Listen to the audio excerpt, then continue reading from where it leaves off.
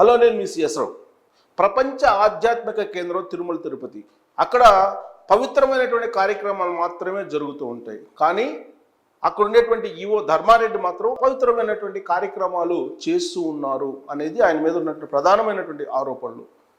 కేంద్రం నుంచి, ఢిల్లీ నుంచి వచ్చినటువంటి వాళ్ళు, అధికారులు కానీ లేదా అనధికారులు కానీ లేదా ప్రముఖులు కానీ పారిశ్రామికవేత్తలు కానీ వీళ్ళని తమ వైపు తిప్పుకొని జగన్మోహన్ రెడ్డికి అనుకూలంగా మలచడంలో ధర్మారెడ్డి కీలకంగా వ్యవహరిస్తున్నారు అనేది ఆయన మీద ఉన్నటువంటి ప్రధానమైనటువంటి ఆరోపణ. ఇలాంటి అధికారిని ఎన్నికల సమయంలో ఖచ్చితంగా బదిలీ చేయాలి అనేది ఇప్పుడు విపక్షాలు ఎన్నికల కమిషన్కి ఇచ్చినటువంటి కంప్లైంట్. ఇలాంటి సందర్భంలో అసలు ధర్మారెడ్డి ఏంటి, ఆయన యాక్టివిటీస్ ఏంటి, ఆయన పుట్టు పూర్వోత్తరాలు ఏంటి, ఆయన ప్రొఫైల్ ఏంటి అనేది తెలుసుకునేటువంటి ప్రయత్నం చేద్దాం. సో ధర్మారెడ్డి స్వస్థలం వచ్చేసి నంద్యాల జిల్లా నందికొట్కూరు మండలం పారు మంచాల గ్రామం. సో రాయలసీమ నంద్యాల జిల్లా నందికొట్కూరు మండలం పారు మంచాల గ్రామం నుంచి ఆయన ఉన్నారు. ఆయన స్వస్థలం అది. 1991 బ్యాచ్కి సంబంధించినటువంటి ఇండియన్ డిఫెన్స్ ఎస్టేట్స్ సర్వీస్ అధికారి ఆయన ఎక్కువగా ఢిల్లీలోనే ఉన్నారు. ఢిల్లీలో పరిచయాలు కూడా ఉన్నాయి. 91 బ్యాచ్కి సంబంధించి ఇండియన్ డిఫెన్స్ ఎస్టేట్స్ సర్వీస్ అధికారి. సో ఢిల్లీ కంటోన్మెంట్ సిఇఓగా పనిచేశారు. సో ఆ సమయంలో ఢిల్లీలో బాగా పరిచయాలు ఏర్పాటు చేసుకున్నారు. కేంద్ర హోంశాఖలో డైరెక్ట్ పదవులు కూడా ఉపయోగించారు, డైరెక్టర్ పదవి చేశారు. కాబట్టి కేంద్ర హోంశాఖలో ఆయనకి అడ్మినిస్ట్రేషన్ లెవెల్లో పరిచయాలు బాగా ఉన్నాయి, విస్తృతమైనటువంటి పరిచయాలు ధర్మారెడ్డికి ఉన్నాయి. అందుకే డిప్యుటేషన్ మీద జగన్మోహన్ రెడ్డి ఆయన్ని తిరుమల తిరుపతికి తీసుకొచ్చుకున్నారు, అక్కడ ఈవోగా నియమించారు. ఆయన ఈవోగా చేయాల్సిన పనుల కన్నా కూడా మించినటువంటి పనులు చేస్తున్నారు అనేది ఆయన మీద ఉన్నటువంటి ప్రధానమైనటువంటి ఆరోపణ. సో ధర్మారెడ్డి పైన ఢిల్లీలో క్రిమినల్ కేసు కూడా ఒకటి బుక్ అయింది. అంటే ఆయన అప్పట్లోనే ఢిల్లీలో పనిచేసినప్పుడే ఆయన మీద క్రిమినల్ కేసు బుక్ అయింది. అయినప్పటికీ కూడా జగన్మోహన్ రెడ్డి మాత్రం చాలా ఆప్యాయంగా, అభిమానంగా ఆయనే కావాలని చెప్పి ఢిల్లీ నుంచి తీసుకొచ్చుకున్నారు డిప్యుటేషన్ మీద ధర్మారెడ్డిని. ఇక బలవంతపు వసూళ్లు, ఫోర్జరీ, సాక్ష్యాలు తారుమారు చేశారనే అభియోగాలు ధర్మారెడ్డి ఎదుర్కొంటూ ఉన్నారు. ఆయన మీద ప్రధానమైనటువంటి ఆరోపణలు అవి బలవంతపు వసూళ్లు చేశారని చెప్పి, అలాగే ఫోర్జరీ సంతకాలు, సాక్ష్యాలు తారుమారు చేశారనేటువంటి అభియోగాలు ఉన్నాయి. బహుశా జగన్మోహన్ రెడ్డికి ఇవన్నీ కూడా పెద్ద నేరంగా కనిపించవు ఏమో, అందుకే ధర్మారెడ్డిని తీసుకొచ్చి తిరుమల తిరుపతి దేవస్థానంలో ప్రతిష్ఠించారు. సో డిప్యుటేషన్ మీద కేంద్ర సర్వీస్ నుంచి ఏపీ క్యాడర్కు తీసుకొచ్చుకున్నారు. జగన్మోహన్ రెడ్డికి ముఖ్యమంత్రి హోదాలో ఆయనకి ఏం కావాలో అవి తీసుకొచ్చుకున్నారు. తెలంగాణలో ఉండేటువంటి తెలంగాణ క్యాడర్కి సంబంధించి ఐపీఎస్, ఐఏఎస్ఎల్ని డిప్యుటేషన్ మీద తీసుకొచ్చుకున్నారు. అలాగే ఢిల్లీలో ఉండేటువంటి ధర్మారెడ్డి లాంటి వాళ్ళని డిప్యుటేషన్ మీద తీసుకొచ్చి ఈ 5 ఏళ్ల పాటు జగన్మోహన్ రెడ్డి తనకు కావాల్సినటువంటి పనులని, తనకి కావాల్సినటువంటి అవసరాలని తీర్చుకునేటువంటి ప్రయత్నం చేశారు. దాంట్లో భాగంగా ధర్మారెడ్డి లాంటి వాళ్ళని ఉపయోగించుకున్నారు. సో ధర్మారెడ్డికి చాలా పరిచయాలు కూడా ఉన్నాయి. 9 ఏళ్ళు తిరుమల తిరుపతి దేవస్థానం ఈవోగా పనిచేసిన ధర్మారెడ్డి. బహుశా తిరుమల తిరుపతి దేవస్థానం చరిత్రలో ఈవోగా ఇన్ని సంవత్సరాల పాటు పనిచేసినటువంటి అధికారి ఎవరైనా ఉన్నారంటే ధర్మారెడ్డి. బహుశా ధర్మారెడ్డి ఈ రికార్డుని ఎవరు బ్రేక్ చేసేటువంటి అవకాశం కూడా లేదు. 9 ఏళ్ళు ఈవోగా తిరుమల తిరుపతి దేవస్థానంలో ఎందుకు ఉండాల్సి వచ్చింది, అసలు ధర్మారెడ్డి ఎందుకు పెట్టాల్సి వచ్చింది? సో పాలకులే చెప్పాలి. ఆనాడు రాజశేఖర రెడ్డి, ఇప్పుడు జగన్మోహన్ రెడ్డి ధర్మారెడ్డిని మాత్రమే తిరుమల తిరుపతిలో పెట్టారు ఈవోగా అంటే ఖచ్చితంగా దాని వెనుక ఏముంది అనేది ప్రత్యేకంగా చెప్పవసరం లేదు. ఇక 2005లో వైఎస్ రాజశేఖర రెడ్డి హయాంలో తిరుమల తిరుపతి దేవస్థానం జేఈఓగా ఆయన పదవి నిర్వహించారు. జేఈఓగా 2009లో వైఎస్ఆర్ మరణించే వరకు కూడా జేఈఓగానే తిరుమల తిరుపతి దేవస్థానంలో ఆ పదవిలో ఆయన కొనసాగారు ధర్మారెడ్డి. వైసీపీ అధికారంలోకి వచ్చాక మరోసారి ఈఓగా వచ్చారు. రాజశేఖర టైంలోనేమో జేఈఓగా నిర్వహించారు.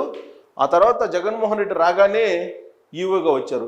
అంటే రాజశేఖర రెడ్డి చనిపోయిన తర్వాత ఈయన మళ్ళీ ఢిల్లీకి వెళ్ళిపోయారు. సో అంటే రాజశేఖర రెడ్డి ఉంటే తిరుమల తిరుపతి దేవస్థానం, జగన్మోహన్ రెడ్డి ఉంటే తిరుమల తిరుపతి దేవస్థానం, లేదంటే ఢిల్లీకి వెళ్తారు ధర్మారెడ్డి. దాని వెనక ఏముంది అనేది మీరు ఆలోచించండి. సో ఈవోగా ఆయన వచ్చారు జగన్మోహన్ రెడ్డి ముఖ్యమంత్రి అయిన తర్వాత. 2019లో తిరుమల తిరుపతి దేవస్థానం ఈవోగా నియమించారు జగన్మోహన్ రెడ్డి ధర్మారెడ్డిని తీసుకొచ్చి. ఢిల్లీ నుంచి.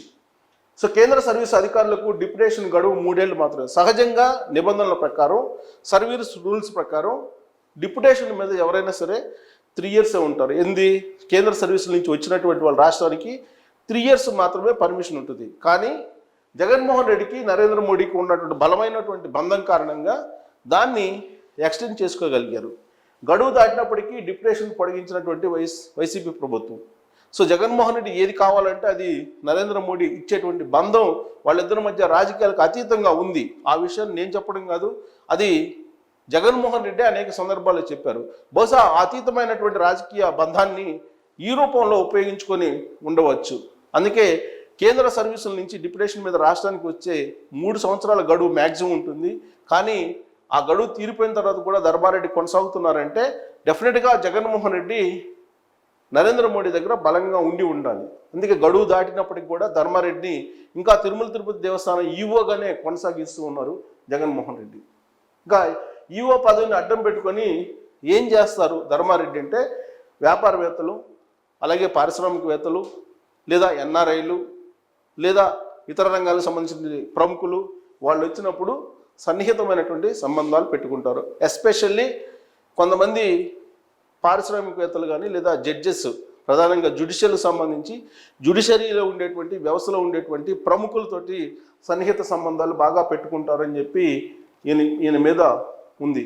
జడ్జిలకు, ఉన్నతాధికారులకు ఖరీదైనటువంటి బహుమతులు ఇచ్చారనేటువంటి ఆరోపణలు ఉన్నాయి. సో ఆ మధ్యకాలంలో ఒక న్యూస్ కూడా వచ్చింది. ఒక జడ్జికి ఖరీదైనటువంటి ఒక 2 కోట్ల రూపాయల వాచి ఇవ్వడానికి వెళితే ఆయన గెట్అవుట్ అని చెప్పేసి అన్నారని కూడా ఒక న్యూస్ వచ్చింది. అప్పట్లో స్ప్రెడ్ అయింది సోషల్ మీడియాలో కూడా.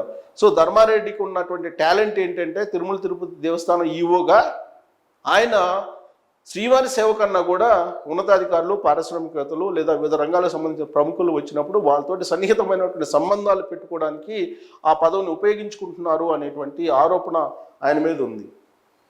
ఇక తిరుమల తిరుపతి దేవస్థానం పదవి ద్వారా వైసీపీకి నిధులు సమీకరించేటువంటి పని. సో వాస్తవంగా తిరుమల తిరుపతి దేవస్థానం అనేది ఒక కామధేనులాగా మారిపోయింది. ప్రభుత్వాలు ఏమున్నప్పటికీ కూడా అక్కడ ధార్మిక కార్యక్రమాలకు ఉపయోగించవలసినటువంటి నిధుల్ని రాష్ట్ర ప్రభుత్వాలు డైవర్ట్ చేసేసి సొంత ప్రయోజనాలకి ఉపయోగించుకుంటున్నారు. అందుకు తగిన విధంగా ధర్మారెడ్డి వ్యవహరించి జగన్మోహన్ రెడ్డికి అన్ని రకాలుగా సహాయ సహకారాలు అందిస్తున్నారు అనేది కూడా ఆయన మీద ఉన్నటువంటి మరొక అభియోగం. సో తిరుపతి ఎమ్మెల్యే భూమన కరుణాకర్ రెడ్డి కుమారుడికి 1500 కోట్ల తిరుమల తిరుపతి దేవస్థానం కాంట్రాక్ట్ ఇచ్చారు.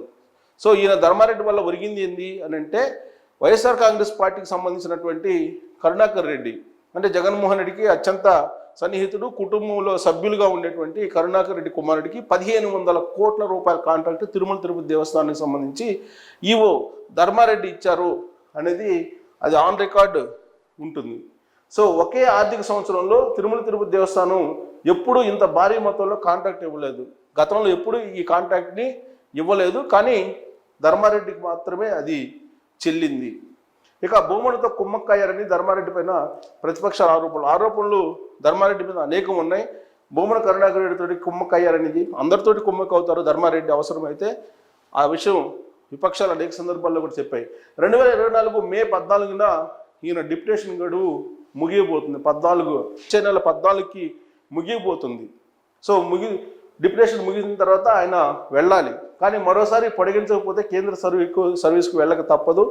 బహుశా ఈసారి అవకాశం ఉండకపోవచ్చు. జగన్మోహన్ రెడ్డి మళ్ళీ అధికారంలోకి వచ్చే అవకాశం లేదని చెప్పి సర్వేలు చెప్తున్నాయి. కాబట్టి ఎన్నికల సమయంలో వివిధ రంగాలకు సంబంధించినటువంటి ప్రముఖులు అక్కడికి వచ్చినప్పుడు, ఎన్నికల సమయం కాకపోయినప్పటికీ కూడా జగన్మోహన్ రెడ్డికి ఏం కావాలో అవన్నీ చేసి పెట్టడానికి తిరుమల తిరుపతి దేవస్థానంలో శ్రీవారిని దర్శించుకోవడానికి వచ్చేటువంటి వివిధ రంగాలకు సంబంధించిన ప్రముఖుల్ని వాళ్ళతోటి లైజనింగ్ నడిపి జగన్మోహన్ రెడ్డికి ఏం కావాలో అవి చేసి పెట్టడానికి ధర్మారెడ్డి అక్కడ ఉన్నారు. కాబట్టి ప్రస్తుతం ఎన్నికలు కూడా కొనసాగుతుంది. కాబట్టి అలాంటి కార్యకలాపాలు చేయకుండా ధర్మారెడ్డిని అక్కడి నుంచి బదిలీ చేయాలి అనేది ఇప్పుడు విపక్షాలు ఎన్నికల కమిషన్కి ఇచ్చినటువంటి కంప్లైంట్. దీని మీద ఎన్నికల కమిషన్ సీరియస్గా తీసుకుంటుందా లేదా లైట్గా తీసుకుంటుందా అనేది మనం వేచి చూడాలి. Thank you very much.